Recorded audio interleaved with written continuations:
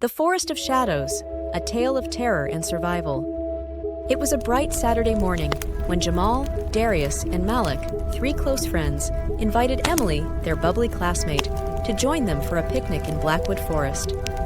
Despite its serene appearance, the forest had a dark reputation, a place where hunters sometimes vanished and eerie whispers were said to echo through the trees.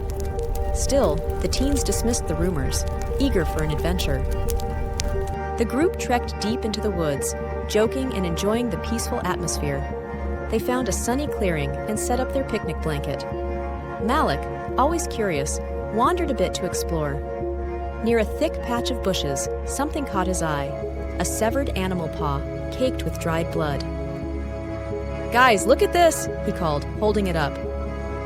Emily recoiled. "That's disgusting! Put it down!"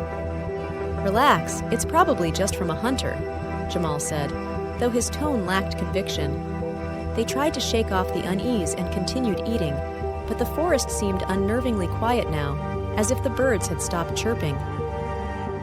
Then Emily spotted him, a tall figure standing just beyond the tree line, his silhouette ominous. The man wore a filthy white mask streaked with what looked like blood and clutched a rusted axe. He didn't move, didn't speak, just stared. "Who is that?" Emily whispered, her voice trembling. "Let's leave," Darius suggested, already packing their things. But before they could move, the man tilted his head, then took a slow, deliberate step toward them. "Run!" Jamal yelled. They bolted, their laughter turning into panicked screams as they darted through the trees. Branches scratched their faces, and the sound of heavy boots pounding the ground behind them grew louder. Emily stumbled, letting out a shriek. Malik grabbed her hand and pulled her up, whispering, "Keep going!" They stumbled upon an old, decrepit cabin, its windows shattered and walls covered in moss. It was their only hope. "Get inside!" Jamal shouted. The teens barricaded the door with broken furniture, their hearts pounding as the man's slow, deliberate footsteps approached. Outside, the sound of metal scraping against the walls sent chills down their spines. The man began to laugh, a low, guttural sound that made their stomachs churn. Suddenly, the door shuddered as the axe crashed against it. "He's coming in!" Emily cried. The door splintered under the force of the axe. The teens scrambled for weapons, an old crowbar, a chair leg, anything they could find. The man burst through, his blood-stained mask glinting in the dim light. Darius swung the chair leg, but the killer dodged it effortlessly, slamming him into the wall. Jamal and Malik charged together, one aiming for the killer's legs, the other for his torso. They managed to knock him off balance, but he swung his axe wildly, grazing Jamal's arm. "Help!"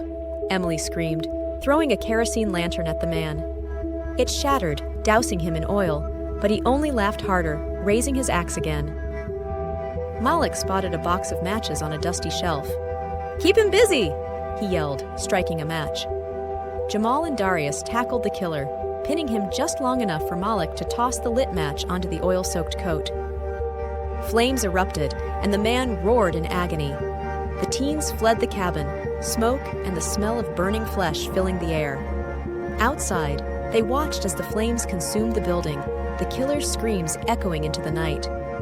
When the fire finally died down, they cautiously approached the charred ruins.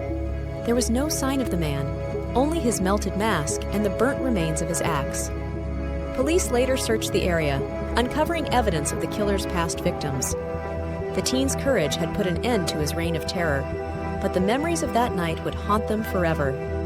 Even now, locals say that on certain nights, the forest whispers with the faint sound of laughter and the thud of heavy boots. Some believe the killer's spirit still roams, waiting for his next victims.